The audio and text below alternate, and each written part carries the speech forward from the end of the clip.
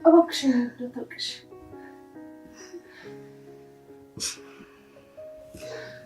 እባክሽ እኔ ቆንጆ ተረጋጊ በቃ አታልቅሽ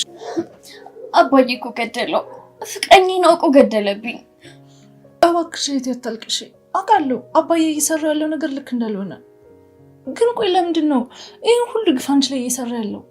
ይኸውልሽ ከዚህ ቤት እንደምንም ብዬ መውጣት አለብኝ እባክሽን በእናትሽ ፓንዶራ አግዥኝ እርጅኝ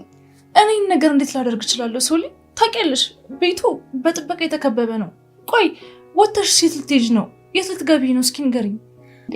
እና እዚህ ክፍል ውስጥ አፍኜ እንድሞት ነው ፍላጎታችሁ አባዬ ምን ያህል ኃይለኛ ሰው እንደሆነ ታውቂያለሽ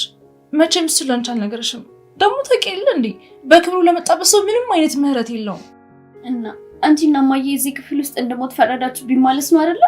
አረ የሰይጣን ጆሮ ይደፈን ቆይ ስለምን ሞት ነው የምታወሪው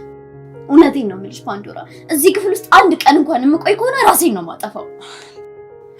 እንዴ እባክሽ እኔ ቆንጆ ተረጋጊ እሺ